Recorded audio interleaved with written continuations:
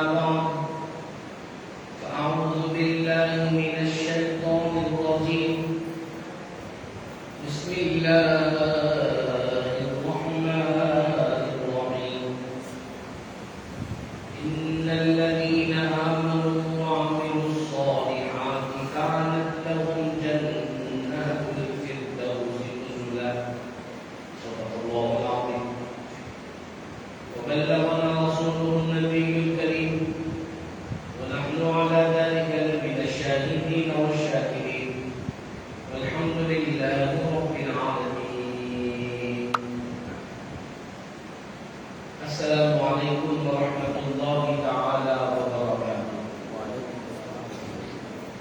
محترم مکرم حاضرین اکرام، معزز بزرگان دین، نوجوانان اسلام، آئیے سب سے پہلے ہم آپ مل کر عقیدت اور محبت کے ساتھ اور قربانی کے ساتھ امت خزرہ کا تصور اپنے دل و دماغ میں لیے ہوئے میرے اور آپ کے پیارے آقا صلی اللہ تعالی علیہ وسلم کی بارگاہ میں آواز بلند حدیث درود پاک و نذران پیش کرے پڑھے اللہم صلی علی سیدنا شفیعنا حبیبنا و طبیبنا و مولانا محمد وعلی آلہ و اصحابہ وبارک وسلم. تمام تر تعریفیں اللہ رب الجلال کے لیے جو تمام عالموں کا رب ہے، بڑا مہربان ہے اور بہت ہی زیادہ رحم کرنے والا، جو تمام مخلوقات کا پیدا کرنے والا اور تمام مخلوقات کو پالنے والا بھی ہے. تمام تر تعریف و توصیف اس رب الجلال کے لیے جس نے زمین اور آسمان کو بنایا، چاند سورج ستارے سیاروں کو اللہ تعالیٰ نے وجود بخشا، اور اللہ سبحانہ و تعالیٰ نے انسانوں کی بھی تخلیق فرمائی، اور اس رب الجلال کا بے انتہا شکر و احسان کے پروردگار عالم نے تمام مخلوقات میں انسانوں کو سب سے بڑا اونچا مقام عطا فرمایا. جب تمام مخلوقات کا پیدا کرنے والا ہے تو وہ اس بات پر قادر ہے کہ جس کو جو چاہے مرتبہ عطا فرمائے. لیکن اللہ سبحانہ و تعالیٰ کا یہ کرم ہوا، اس کی کرم نوازی ہوئی کہ اللہ تعالیٰ نے تمام مخلوقات میں انسانوں کو اونچا مقام عطا فرمایا. اب اگر کوئی انسان اپنے مقام و مرتبے کو پہچانے گا تو کبھی بھی کوئی انسان غلط راستے اختیار نہیں کرے گا. اللہ سبحانہ و تعالیٰ نے انسان کو اونچا مقام عطا کرنے کے بعد رب الجلال نے اس انسانوں میں مزید شرف عطا کرنے کے لیے، انسانیت کو مزید بلند کرنے کے لیے اللہ پاک نے اپنے پیارے حبیب سید عالم صلی اللہ علیہ وسلم کو ان کے درمیان میں نزول فرمایا، ان کے درمیان میں بھیجا. پیارے آقا کریم صلی اللہ علیہ وسلم بشری لبادہ اوڑھ کر بشری شکل و صورت میں بشریت کی رہنمائی و رہبری کے لیے، انسانوں کو صراط مستقیم بتانے کے لیے، پر چلانے کے لیے اللہ کے حکم سے زمین پر تشریف لائے، انسان کے درمیان میں پیدا ہوئے، پلے بڑے اور اعلان نبوت فرمایا، اور تمام لوگوں کو اللہ کے دین کی طرف بلایا اور اللہ کی رضا والے کام کرنے کی ترغیب فرمایا. پیارے آقا کریم صلی اللہ علیہ وسلم کے دنیا میں تشریف لانے کے بعد انسانیت کو ایک نئی امنگ، ایک نئی پہچان اور ایک نئی شان اللہ پاک نے عطا فرمائی. کیونکہ اللہ نے انسان کو تو اونچا مقام عطا کر دیا تھا، درمیان میں اللہ تعالیٰ نے ان کی ہدایت کے لیے، رہنمائی کے لیے، رہبری کے لیے انبیاء اکرام کو بھیجا. حضرت آدم علیہ السلام کے ذریعے سے انسانیت وجود میں آئی، انسان آگے بڑھنے لگے. زمین پر سب سے پہلے تشریف لانے والے کون؟ حضرت سیدنا آدم علیہ السلام. اب آپ کے ذریعے سے جو نسل پیدا ہوئی اس کو کہتے ہیں آدمیت، یعنی انسانوں کے وجود کو آگے بڑھانے کا ذریعہ اللہ پاک نے اپنے پہلے نبی، اپنے خلیفہ حضرت سیدنا آدم علیہ السلام کو بنایا. حضرت آدم نبی کی علیہ السلام جن کے ذریعے سے انسانیت کا وجود اللہ پاک نے عطا فرمایا. جب لوگ پڑھنے لگے تو آپ نے لوگوں کو اللہ کی وحدانیت، اس کی عبادت کا طریقہ، اس کو راضی کرنے والے اعمال بتائے. وہ گزرتا گیا انبیاء اکرام کا سلسلہ چلتا رہا. 1,24,000 کم و بیش انبیاء اکرام تشریف لائے اور ہر نبی نے اپنے اپنے قوم کے لوگوں کو دین کی دعوت دی، اللہ کے احکامات سنائے. لیکن جب حضرت عیسیٰ علیہ السلام کے بعد سے لے کر آقا کریم صلی اللہ علیہ وسلم کا جو درمیانی وقت گزرا، اس درمیان میں لوگوں کے اندر اس قدر جہالت، اس قدر ظلم و ستم کا فروغ ہوا کہ لوگ انسان تو کہلاتے تھے لیکن انسانیت ان کے اندر موجود نہیں تھی. انسان کا دشمن تھا. جو جس کے پاس طاقت ہوتی وہی حاکم ہوتا، وہی بادشاہ ہوتا، اور جو کمزور ہوتا اس کی زندگی جانوروں سے بدتر ہوتی. مظلوموں پر، کمزوروں پر، غریبوں پر، یتیموں پر، مسکینوں پر بے تحاشا ظلم کیا جاتا، ان کو مارا جاتا، جانوروں کی طرح سلوک کیا جاتا، ان کو جانوروں کے ساتھ زندگی گزارنے پر مجبور کیا جاتا. نہ کھانے کے لیے کچھ دیا جاتا، نہ پہننے کے لیے کچھ دیا جاتا. جہالت کا دور تھا، ظلم و ستم آباد ہو گئی تھی. ایسے ماحول میں اور اس دنیا کے جتنے قوم تھے، جتنے لوگ تھے، بتایا کہ ان میں سب سے زیادہ ظلم کرنے والے اور جہالت اختیار کرنے والے لوگ عرب کے لوگ تھے. علماء کرام نے اپنی کتابوں میں تحریر فرمایا کہ اتنی بات پر خاندان کے خاندانوں میں نسل در نسل دشمنی چلتی، قتل اور غارت گیری چلتی. پھر علماء نے بتایا کہ وجوہات کیا ہو سکتی تھی. فرمایا کہ تمہارے جانور نے ہمارے کھیت کا جھاڑ کیوں کھایا، کہ تمہارا جانور ہماری طرف کیوں آیا، کہ تمہارے جانور نے ہمارے کنویں سے پانی کیوں پیا. اتنی بات پر خاندانوں کے خاندان نسل در نسل دشمنی چلتی ہوئی اور ایک دوسرے کو قتل کر دیا کرتے. خواتین کا برا حال تھا، بچیوں کو زندہ دفن کر دیا جاتا تھا. جہالت کی سب سے بڑی انتہا یہ کہ بچیوں کو پالنا معیوب سمجھا جاتا تھا، بے عزتی. اور انہوں نے یہ قیاس کر رکھا تھا کہ اگر ہم بچی کو پالیں گے، بڑی کریں گے، جمع کریں گے، اس کی شادی کرنی پڑے گی. جب اس کی شادی ہوگی تو داماد آئے گا، داماد کی قدر کرنی پڑے گی. ہم کو کسی کے قدر کرنے کی ضرورت نہیں. بچی کو زندہ رکھو نہیں، اس کی شادی کرو نہیں، داماد کے نفے سے ہو. بس اسی بات پر وہ لوگ بچپنے میں زندہ بچی کو زمین کے اندر دفن کر دیتے تھے. اور اس قدر جہالت بڑی ہوئی. میرے بزرگوں نوجوانوں، ایسے دور میں میرے اور آپ کے پیارے آقا صلی اللہ علیہ وسلم کا تشریف لائے اور آقا کے آقا صلی اللہ علیہ وسلم نے آتے ہی ان کو یہ نہیں کہا کہ تم یہ چھوڑ دو، وہ چھوڑ دو، ایسا کر دو، نہ، بلکہ دین اسلام کی تربیت کا طریقہ، اللہ کی مرضی و منشا، اللہ کی رسول پاک علیہ السلام سے ہونے والی حکمتوں کو آپ غور کریں. اللہ سبحانہ و تعالیٰ کے حکم سے ہمارے نبی نے 40 سال تک ان کے درمیان میں رہ کر یہ نہیں کہا کہ میں اللہ کا نبی ہوں. 40 سال تک ایک عام بندے کی طرح، عام لوگوں کی طرح رہ کر ان کے درمیان میں آپ نے اپنی پاک مبارک زندگی کو گزارا. 40 سال، 40 ایئرس، کوئی معمولی بات نہیں ہے. 40 سال، 40 سال تک آپ نے ان کے درمیان میں اپنا وقت گزارا. ان سے ملاقات کی، ان سے تعلقات بنائے، تجارت کی، دوستی کی، ان کو سمجھایا، ان کے ساتھ رہے، اپنے اخلاق کریمانہ سے ان کے دلوں کو جیتا. اور 40 سال کا جب وقت گزر گیا تو آقا کریم صلی اللہ علیہ وسلم کے تعلق سے لوگ کہنے لگے کہ یہ ہمارے شہر میں، مکہ میں یا پورے عرب میں اگر کوئی سب سے بہترین شخصیت ہے تو وہ محمد عربی صلی اللہ علیہ وسلم. یہ کون کہتے؟ وہی لوگ جو ظلم کرتے، چھوٹی چھوٹی باتوں پر لڑتے، بچیوں کو زندہ دفن کر دیتے، ان کا یہ کہنا. وہ لوگ یہ کہتے کہ اگر دنیا میں، پورے عرب میں اگر کوئی سب سے زیادہ سچا کوئی ہے تو وہ محمد عربی صلی اللہ علیہ وسلم. پوری دنیا میں، پورے عرب شہر میں اگر کوئی سب سے بڑا امانت دار کوئی ہے تو وہ محمد عربی صلی اللہ علیہ وسلم. جب آقا کریم صلی اللہ علیہ وسلم نے تمام لوگوں پر اپنے اخلاق کریمانہ کی چھاپ چھوڑ دی، غیروں نے، ظلم و ستم کے دلدل میں پھنسے ہوئے لوگوں نے جب آپ کے اخلاق کے، آپ کے ایمانداری کے، آپ کی سچائی کے، آپ کی امانت داری کی قسمیں کھانے لگے اور آپ کی تعریف و توصیف کرنے لگے، تب اللہ تعالیٰ نے حکم دیا کہ محبوب اب اجازت ہے آپ کو کہ اب اپنی نبوت کا اعلان کرو۔ اب 40 سال کی عمر شریف میں اللہ نے حکم دیا کہ اب اعلان کرو۔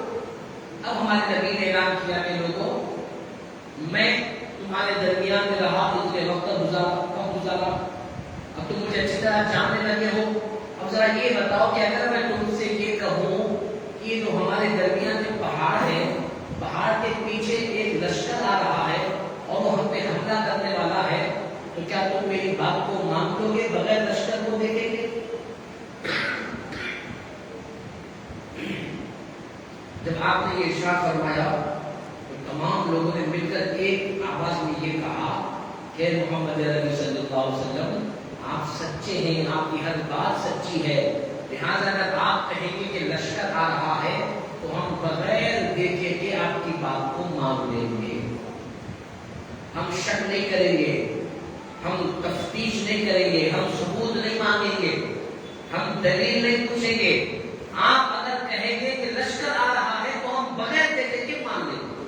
آقا کریم صلی اللہ علیہ وسلم نے فرمایا کہ بس اب میں تمہارے درمیان میں آ کر کے یہ کہہ رہا ہوں کہ اگر تم مجھے سچا مانتے ہو اور میری صدر بات کو ماننے کے لیے تیار ہو کہ بغیر دیکھے کہ میری بتائی ہوئی بات پر یقین کرنے لگے ہو تو سنو، قولوا لا الہ الا اللہ تفلحوا، کہ اے لوگو اللہ ایک ہے، اس بات کو مان لو تم کامیاب ہو جاؤ۔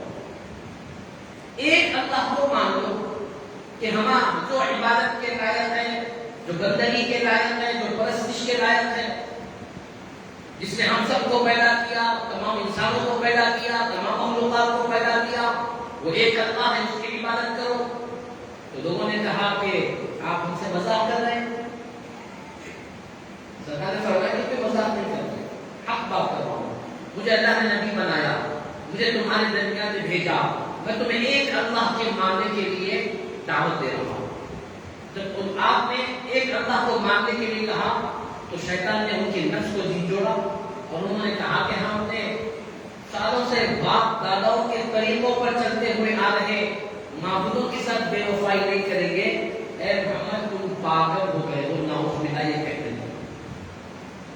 جس پیارے آقا کریم صلی اللہ علیہ وسلم کو سچا کہا تھا، امانت دار کہا تھا، اخلاق کا پیکر کہا تھا، ساری دنیا میں سب سے اچھا کہا تھا، اسی لمحے میں ان لوگوں نے آقا کریم کی شان میں گستاخیاں شروع کری۔ کسی نے کہا مجنون ہو گئے، کسی نے کہا کچھ ہو گئے، کسی نے جادو کہا، کسی نے کچھ کہا۔ آقا کریم صلی اللہ علیہ وسلم کے تمام لوگ، جتنے لوگ تھے، سب نے مخالف ہوا۔ اب انہوں نے اس میں رشتے دار بھی تھے، قریبی رشتے دار، چچایا تھے، چچادار بھائیاں تھے، دوسرے لوگ بھی تھے، تمام لوگوں نے، محلے والے بھی تھے، جاننے پہچاننے والے بھی تھے، سب نے مل کر انکار کر دیا۔ آقا کریم صلی اللہ علیہ وسلم پریشان نہیں ہوئے، آقا کریم صلی اللہ علیہ وسلم خاموش نہیں ہوئے، ہمت نہیں ہارے، بلکہ آقا کریم کی سنت ہمیں آج بھی یہ تعلیم دیتی ہے کہ اگر تم کسی حق کام کے لیے کوشش کر رہے ہو تو وہ کام سے کبھی پیچھے مت ہٹنا، دیر ضرور لگے گی لیکن اللہ پاک کامیابی عطا فرمائے گا۔ آقا کریم صلی اللہ علیہ وسلم سے کہتے رہے، جو جہاں ملتا اس کے سامنے وہی بات کہتے، میں اللہ کا رسول ہوں، تمہیں کرنا ہوں، میں اللہ کا رسول ہوں، تمہیں کرنا ہوں۔ لوگ ظلم و ستم کرتے، حضور کو پریشان کرتے، آپس میں مشورہ کرتے، حضور کو تکلیفیں دیتے، راستے میں کانٹے بچھاتے، چھوٹے بچوں کو کہہ کر گالیاں دینے لگاتے، دور سے چھپ چھپ کر پتھر مار کے حضور صلی اللہ علیہ وسلم کو زخمی کر دیتے۔ آقا کریم نے جسم مبارک سے خون بہایا لیکن پریشان نہیں ہوئے، پیچھے نہیں ہٹے آقا، کانٹوں پر چلنا گوارا کیا لیکن پیچھے نہیں ہٹے آقا۔ یہ دین اسلام جو ہم تک پہنچا ہے، ہم جو اپنے آپ کو شان سے مسلمان ایمان والا کہتے ہیں، یہ کوئی آسانی سے ہمارے پاس کشتی میں تشتری میں رکھ کر پہنچایا ہوا دین نہیں ہے، بلکہ بڑی قربانیوں کے بعد، بڑا خون بہنے کے بعد، بڑی شہادتوں کے بعد، بڑی جانیں نثار کر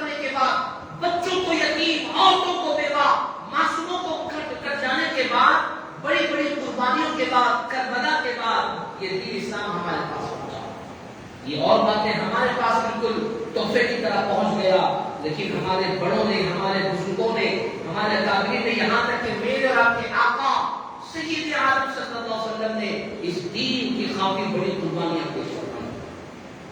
میرے بزرگوں اور نوجوانوں، آج ہم نے اس دین اسلام کو بڑا آسان، بڑا ایسے نارمل سمجھ رکھا۔ اللہ اکبر کبیرہ، آقا کریم صلی اللہ علیہ وسلم کے جسم مبارک سے خون کہا، آپ ذرا تصور کریں، کیا ذاتی کام تھا؟ کیا دنیاوی فائدے کے لیے ہمارے آقا نے یہ کیا؟ کیا اپنی شان و شوکت کے لیے کیا؟ نہیں، بلکہ اللہ کو راضی کرنے کے لیے، لوگوں کو، اپنی امت کو جہنم کی آگ سے بچانے کے لیے آقا کریم صلی اللہ علیہ وسلم نے ہر قربانی کو قبول فرمایا۔ جب لوگ مکہ کے مانگنے سے انکار کر دیے، جس کے پاس جاتے سب انکار کر دیتے، سارے لوگ مخالف ہو جاتے، سب دشمن ہو جاتے، آقا کریم صلی اللہ علیہ وسلم وہاں سے نکل کر ایک مشورہ دیا کہ یہاں قریب میں طائف شہر ہے، طائف۔ الحمدللہ جب حج کی سعادت مجھ کو نصیب ہوئی تو میں نے اس مقام کی زیارت کرنے کا شرف حاصل کیا، طائف شہر جہاں پر آقا کریم صلی اللہ علیہ وسلم تشریف لے گئے۔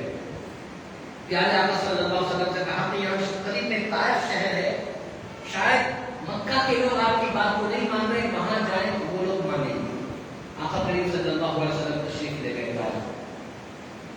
وہ دھوپ میں، وہ ریتیلی زمین پر پیدل اونٹ پر بیٹھ کر کتنی تکلیفیں، صعوبتیں برداشت کرتے ہوئے آقا کریم صلی اللہ علیہ وسلم تشریف لے گئے۔ جب وہاں پر پہنچے تو آقا کریم صلی اللہ علیہ وسلم نے ان کے سامنے وہاں کے سرداروں کو بلایا طائف کے، اور بلا کر کے ان کے سامنے وہی بات کہی جو مکہ والوں کے سامنے کہی، کہا کہ لوگوں نے تو مجھے اللہ نے اپنا رسول بنایا ہے، تمہارے درمیان میں بھیجا ہے، میں مکہ سے یہاں پر آیا ہوں تمہیں صرف یہ کہہ دے کہ تم اللہ کو ایک مان لو، تم کامیاب ہو جاؤ۔ طائف والوں نے صرف انکار نہیں کیا بلکہ آقا کریم صلی اللہ علیہ وسلم پر ظلم کی انتہا کر دی۔ پیارے آقا کریم صلی اللہ علیہ وسلم نے ارشاد فرمایا، مجھے مکہ میں اور شروع کے دن میں بہت تکلیفیں دی گئی، ستایا گیا، لیکن جتنی تکلیف مجھے طائف پہ دی گئی اتنی تکلیف مجھے کہیں اور نہیں دی گئی۔ آقا کریم صلی اللہ علیہ وسلم ارشاد فرمایا۔ پیارے آقا کریم صلی اللہ علیہ وسلم کو برا بھلا کہا گیا، پتھر برسائے گئے، لہو لہان کر دیا گیا، گردن میں رسی ڈال کر کھینچا گیا، اور باش چھوٹے چھوٹے معصوم بچوں کو جو بدماشی کرتے تھے ان کے سامنے پتھر دے کر، گالیاں دے کر حضور کو مارنے کے لیے کہا گیا۔ طائف کی گلیوں میں آقا کریم صلی اللہ علیہ وسلم چلتے، اور روایت میں یہاں تک لکھا ہے کہ اس قدر آپ کو ستایا گیا، پتھر برسائے گئے، آقا کریم کے سر مبارک سے لے کر قدم مبارک تک سرکار ہمارے لہو لہان ہو گئے۔ آپ کی ناریل پاک کے نیچے خون جمع ہونے لگا، اتنا خون تھا۔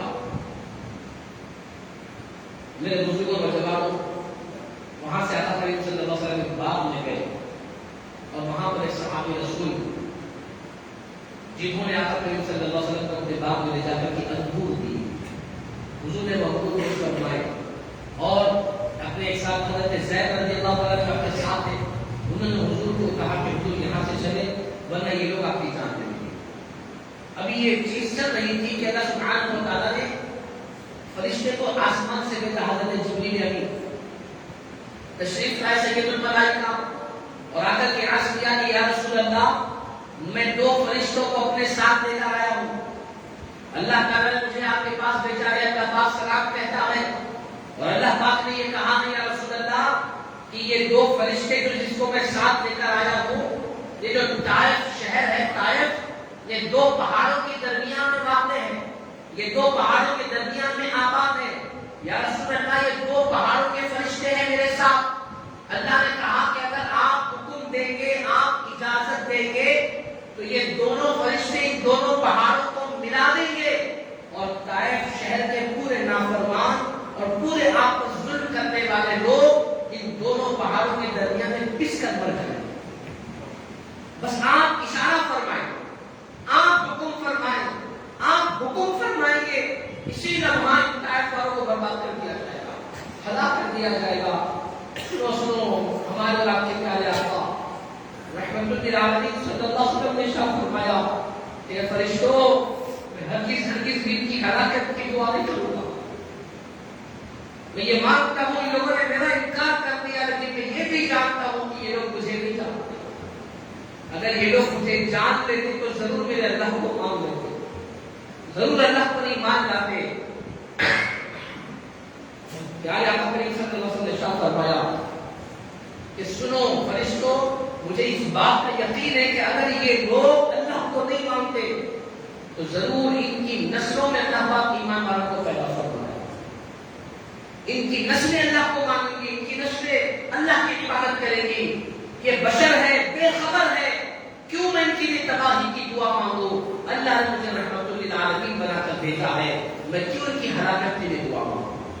رحمت للعالمین صلی اللہ علیہ وسلم نے اتنی تکلیفیں برداشت کروانے کے بعد ان لوگوں کے لیے ہلاکت کی بد دعا کرنا بھی گوارا نہیں فرمایا، اسی لمحہ نے سب کو معاف کر دیا۔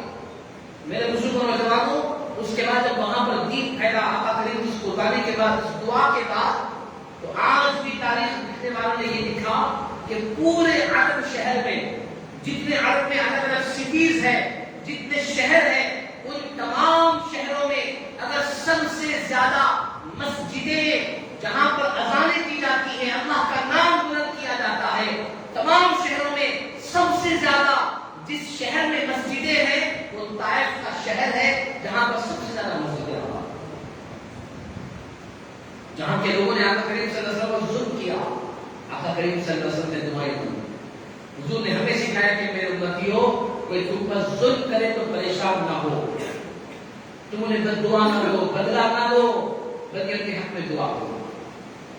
جب تم ان کے حق میں دعا کرو گے، اگر قسمت ہوگی تو اللہ انہیں ہدایت دے گا، لیکن اگر تم صبر کرو گے اور تم بدلہ نہیں لو گے تو اللہ پاک تم کو اجر عظیم عطا فرمائے گا۔ آج ہم تصور کریں کہ انہوں نے آقا کریم کی سنت کو اختیار کیا ہوگا، کیا آقا کریم صلی اللہ علیہ وسلم کے صحابہ نے طریقے کو اختیار کیا؟ آقا کریم صلی اللہ علیہ وسلم نے لوگوں سے کہا کہ جو لوگ اللہ سے ڈرتے ہیں وہ کسی اور سے نہیں ڈرتے۔ صحابہ کرام نے اللہ سے ڈرنا شروع کیا۔ سیدنا فاروق اعظم رضی اللہ تعالیٰ عنہ 22-23 لاکھ مربع میل تک دور دور تک حکومت پھیلی ہوئی ہے۔ قیصر و کسریٰ بڑے بڑے بادشاہ اس زمانے کے خالی آپ کا نام سن کر کانپ جایا کرتے تھے۔ ایسا دبدبا، ایسی شان و شوکت آپ کی تھی، لیکن جب آقا نے فرمایا کہ کامیاب وہ ہے جو اللہ سے ڈرتا، جب کوئی اللہ سے ڈرتا ہے تو ساری کائنات اس سے ڈرتی ہے، وہ کسی سے نہیں ڈرتا۔ فاروق اعظم کے عمل سے، ان کی زندگی سے ہمیں یہ سبق ملا کہ آپ نے اللہ سے اتنا خوف اپنے دل میں پیدا کیا اللہ کے تعلق سے کہ آپ کی زندگی کے تعلق سے بتایا جاتا کہ آپ اکثر زمین پر لیٹ جاتے اور روتے، کنکریوں کو ہاتھ میں لے کر روتے کہ مجھ سے بہتر تو تو ہے، کہ فاروق اعظم اللہ کی بارگاہ میں اپنا حساب کیسے دے گا۔ اتنی عاجزی، اتنی انکساری سیدنا فاروق اعظم رضی اللہ تعالیٰ عنہ۔ اور شام کا عالم کیا ہے؟ قیصر و کسریٰ بڑے بڑے ملک کے بادشاہ خالی آپ کا نام سن کر تھر تھر تھر کعبہ کرتے۔ آج مسلمانوں کی ایمان کا عالم کیا ہو گیا؟ مسلمانوں کی ہمت کہاں گئی؟ مسلمانوں کا جذبہ ایمانی کہاں گیا؟ میرے بزرگوں نوجوانوں، ایمان والا جب اللہ سے ڈرے گا اس کی اطاعت و فرما برداری کرے گا۔ آج کے ہم اپنی زندگیوں کا مشاہدہ کریں کہ ہم اللہ سے ڈرتے ہیں یا نہیں ڈرتے۔ اب ظاہری طور پر کسی کو پرسنلی پوچھیں گے تو وہ کہیں گے کہ ہاں کوئی ڈرتا، لیکن جب اس کی زندگی کے اعمال کو دیکھیں گے تو وہ نمازیں چھوڑ رہا ہے، پھر کیا کا ڈر؟ وہ جھوٹ بول رہا ہے، پھر کیا کا ڈر؟ وہ شریعت کے خلاف زندگی گزار رہا ہے، پھر کیا کا ڈر؟ وہ ناچ گانے میں مصروف ہے، پھر کیا کا ڈر؟ وہ رشوت خوری بھی کر رہا ہے، وہ سود خوری بھی کر رہا ہے، وہ ماں باپ کو ناراض بھی کر رہا ہے، وہ اولاد کی دینی تربیت بھی نہیں کرتا، وہ گھر میں دینی ماحول بھی پیدا نہیں کرتا، وہ اللہ کے رسول کی تعلیمات پر عمل بھی نہیں کرتا، پھر زبان سے کہتا ہے کہ میں اپنے اللہ سے ڈرتا ہوں۔ تو میرے بزرگوں اور جوانوں، صرف زبانی دعوے داری آج ہماری زندگی میں باقی رہ گئی، عملی طور پر کر کے دکھانا یہ ہمیں آج محسوس تک نہیں ہو رہا۔ تو آج کے اس دور میں ہم تمام کی ذمہ داری یہ ہے کہ ہم دعویٰ نہ کریں بلکہ عمل کر کے دکھائیں۔ دعوے بہت ہو گئے، زبانی طور پر لفظی بہت ہو گئی، اپنے اپنے طور پر کسی نے اپنے آپ کو بڑا ایمان والا کہا، کسی نے عاشق رسول کہا، کسی نے عاشق اہل بیت کہا، کسی نے عاشق صحابہ کہا، کسی نے عاشق اولیاء اللہ کسی نے کچھ کہا، لیکن عملی طور پر پریکٹیکلی جب ہم ان کی زندگی کو دیکھتے ہیں تو پھر وہ لوگ زیرو نظر آتے ہیں۔ تو زبانی دعوے داری کی ضرورت نہیں ہے۔ اللہ سبحانہ و تعالیٰ سے دعوے داری نہیں دیکھتا، اللہ پاک آپ کی دل کی نیتوں کو دیکھتا۔ اللہ سبحانہ و تعالیٰ کی ذات پاک ہمارے دل کے ارادوں کو جانتی ہے۔ تم لوگوں کو دھوکہ دینے کے لیے، لوگوں کو فریب میں لانے کے لیے جو چاہے زبان سے کہہ دو، تم کہہ سکتے ہو، لوگ دھوکہ بھی کھا لیں گے، لوگ فریب میں بھی مبتلا ہو جائیں گے، لیکن تمہارے دل کے اندر کیا چل رہا ہے یہ رب ذوالجلال جانتا۔ جس کو حشر کے میدان میں جواب دینا ہے، جس کے سامنے مرنے کے بعد کھڑا ہونا ہے۔ میرے بزرگوں اور نوجوانوں، ہمارے لیے سب سے بڑے رہبر وہ رہنما حضرت صحابہ کرام و اہل بیت اطہار، آقا کریم صلی اللہ علیہ وسلم کے تمام طریقوں کو ان لوگوں نے اختیار کیا۔ پیارے آقا کریم صلی اللہ علیہ وسلم کی مکمل اطاعت و فرما برداری انہوں نے کی۔ یہی وجہ ہے کہ اللہ سبحانہ و تعالیٰ نے ان کی زندگیوں میں ہی ان کے جنتی ہونے کی قرآن پاک میں بشارت عطا فرمائی۔ صحابہ کے بعد کسی اور کو کوئی بھی جنتی نہیں کہہ سکتا۔ اللہ جانے، اللہ کا رسول جانے کہ صحابہ کے بعد کون جنتی ہے کون جہنمی ہے، لیکن جماعت صحابہ ایک ایسی جماعت ہے اہل بیت و صحابہ کی کہ جن کے تعلق سے قرآن نے بھی گواہی دی، آقا کریم نے بھی کہا کہ یہ لوگ پورے کے پورے جنتی ہیں۔ تمام صحابہ کرام، کیوں؟ اس لیے کہ ان لوگوں نے مکمل طور پر اپنے آقا کی سنتوں کو، طریقوں کو اپنی زندگیوں میں رائج فرمایا، اپنی زندگیوں میں اختیار فرمایا۔ اب ہمیں یہ دیکھنا ہے کہ میں بحیثیت امت محمدی صلی اللہ علیہ وسلم اپنے آقا کے کتنے طریقوں پر عمل کرتا ہوں، میری زندگی کس طرح سنتوں پر چل رہی ہے، میرے اندر ایمان کا جذبہ، ایمان کتنا باقی ہے۔ اس لیے قرآن پاک میں اللہ نے فرمایا یا ایھا الذین آمنوا ادخلوا فی السلم کافہ، اے ایمان والو تم ایمان میں پورے کے پورے داخل ہو جاؤ، پورے آ جاؤ۔ پتہ یہ چلا پورے آنے کا مطلب یہ کہ لوگ ایمان والے ہوں گے لیکن پورے نہیں ہوں گے۔ اللہ نے چلے حکم دیا پورے آ جاؤ، آدھے ادھر آدھے ادھر مت رہو، کمزور ایمان والے مت بنو، بولتے ایک کو کرتے ایک کو، ایسے نہ بنو۔ ایک اور مقام پر اللہ نے فرمایا یا ایھا الذین آمنوا آمنوا باللہ، اے ایمان والو تم اللہ پر ایمان لاؤ۔ جو قرآن پاک کی آیت میں آپ کو بتا رہا ہوں، مفسرین نے فرمایا ایمان والوں کو کہا جا رہا ہے کہ آمنوا باللہ، اے ایمان والو تم اللہ پہ ایمان لاؤ۔ اس کا مطلب یہ ہے کہ لوگ اپنے آپ کو مومن کہیں گے لیکن حقیقی طور پر مومن نہیں ہوں گے۔ ایسے لوگوں کو کہا جا رہا ہے کہ تم پورے کے پورے ایمان میں آ جاؤ۔ تم زبان سے ایک الفاظ کہہ کر عمل ایک نہیں کرو، تمہارا قول اور فعل، تمہارا بولنا اور کرنا ایک ہو جائے۔ تم ایسے مومن بنو، تم ایسے ایمان والے بنو کہ تمہارے سننے کے پہلے تمہیں دیکھ کر لوگ کہیں گے یہ مومن مسلمان۔ جب ہمارا حلیہ مسلمانی ہوگا، ایمان والا ہوگا، تو ہمارے زبان کھولنے سے پہلے تو پتہ چل جائے گا کہ مسلمان۔ بھئی کوئی داڑھی ٹوپی والا ہو، سنت پر چلنے والا ہو، وہ سامنے سے آ رہا ہو تو ہمیں بغیر شک و شبہ کے معلوم ہو جاتا ہے کہ مسلمان۔ اب اگر کوئی غیروں کا حلیہ اختیار کیا ہوا، تو داڑھی ہے، ٹوپی ہے، نہ لباس ایسا نظر آ رہا ہے، تو بعض وقت ہمیں شک ہوتا ہے۔ کئی ہمارے مسلمان بھائی ایسے ان کو دیکھ کر شک ہوتا ہے کہ مسلمان ہے یا نہیں، سلام کرنا یا نہیں کرنا۔ کیوں؟ حلیہ مسلمان کا نہیں، پہچان اس نہیں۔ السلام علیکم بولو تو معلوم ہوتا ہے کہ ہمیں مسلمان ہے، وعلیکم السلام۔ یا پھر مسجد میں آئے تو معلوم ہوتا ہے کہ مسلمان ہے۔ ایسا ہمارے لوگوں کا حلیہ۔ یہ طریقہ ہم نے اختیار کیا ہوا ہے، پھر ہم کون؟ ہم ایمان والے۔ تو ایسے لوگوں کے لیے قرآن پاک نے کہا آمنوا ادخلوا فی السلم کافہ، کہ تم پورے کے پورے ایمان میں داخل ہو جاؤ۔ یا ایھا الذین آمنوا آمنوا باللہ، اے ایمان والو تم اللہ پر ایمان لانے والے ہو۔ کیا مطلب کہ تم اپنے حبیب کی تمام سنتوں کو اپنی زندگی میں لا لو۔ جب تم اپنے نبی کی ساری سنتوں پر عمل کرو گے نا، تو تم جب چلتے ہوئے آؤ گے تو دیکھنے والا کہے گا بھئی یہ آنے والا عاشق رسول مسلمان نظر آ رہا ہے۔ دیکھ کر شک میں پڑنے کی ضرورت نہیں پڑے گی، چہرہ دکھے گا تو سمجھ جائے گا کہ مسلمان۔ تو اپنی شناخت کو بدلیے، غیروں کو دیکھیں آپ۔ مجھے افسوس ہوتا ہے کہ غیروں کی مثال دینی پڑتی ہے، نعوذ باللہ۔ کئی ایسے مذاہب کے ماننے والے لوگ اپنے مذہب کی نشانیوں پر کس قدر عمل کرتے۔ پگڑی باندھنے والے لوگ ہمیشہ پگڑی پر رہتے، ان کے کسی بزرگ نے کہہ دیا کہ جسم کے بال نہ کاٹو، پورے جسم کے بال کاٹتے نہیں۔ دنیا کے کسی بھی ملک میں چلے جاؤ، کی شناخت ہے، ان کی پہچان ہے، دور سے دیکھ کر لوگ سمجھ جاتے ہیں کہ یہ فلاں مذہب کا، فلاں منہج کا، فلاں بھگوان کو یا فلاں جنے کو ماننے والا ہے۔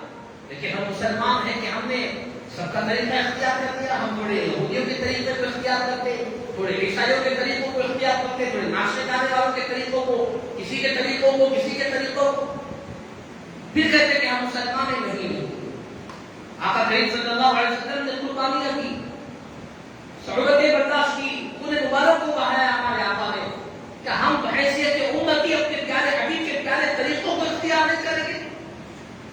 اور میرے رب کے آقا صلی اللہ علیہ وسلم نے یہ سب مجبوری نہیں کیا، نعوذ باللہ۔ اللہ نے ہمارے نبی کو مختار بنایا، مختار۔